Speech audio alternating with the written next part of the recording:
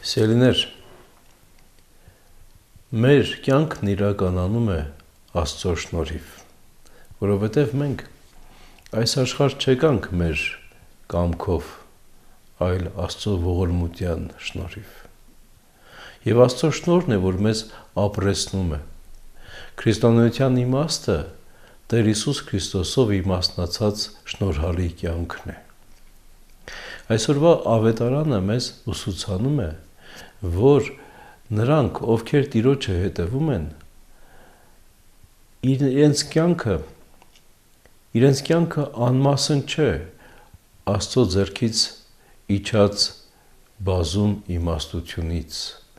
և սնունդից հոգևոր և մարմնավոր։ Քանի որ մեր Տեր Հիսուս Քրիստոս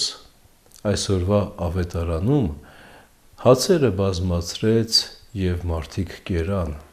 Հատկանշական այն բանը, որ երբ Տիրոջ աշակերտները եկան և Տիրոջն ասացին ժողովրդի մասին, որ սոված են, որպեսզի Տերը արձակի,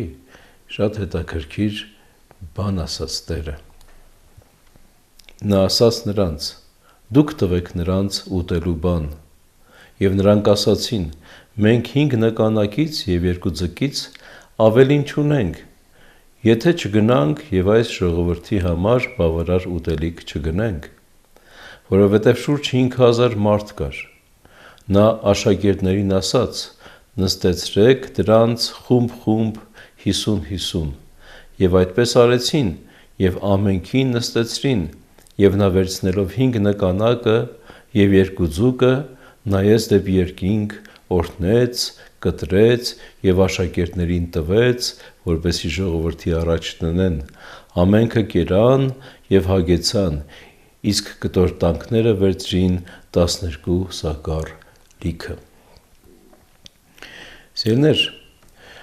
ինչպես ասացինք, Աստծուց երկնքից է իջած ամեն տեսակի սնունդ, թե հոգևոր և թե մարմնավոր, և մենք այս իմաստով շատ կարևորում ենք Աստծո շնորհը, որովհետև եթե Աստված շնորհ չանի,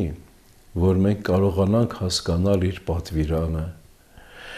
եթե Աստված շնորհ չանի, որ մենք իմանանք, թե ինչպես պահենք Աստծո պատվիրանը, առավել ևս եթե Աստված շնորհ չանի,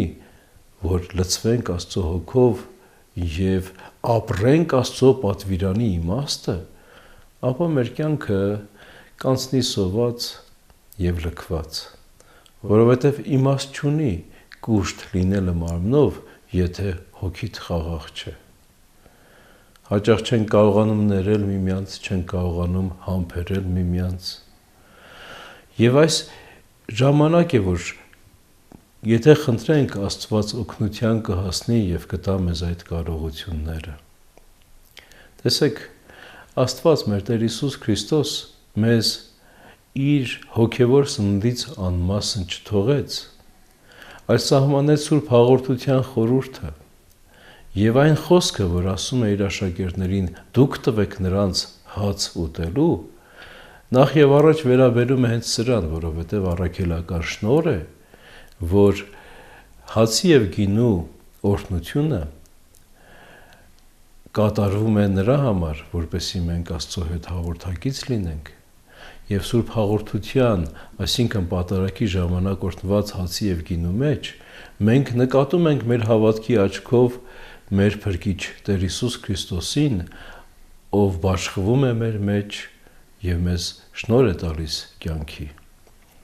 Եվ հենց այս իմաստով, սիրելիներ, պատարագի խորհուրդը հարգենք և չհեռանանք պատարագից, ամեն կիրակի պատարագներին մասնակցելով և հաղորդվելով Աստծո հետ, որովհետև Սուրբ Հաղորդության շնորհիվ է, որ մենք շնորհ ենք ստանում ապրելու մեղքերի քավություն և առաքինի կյանքի կարողություն։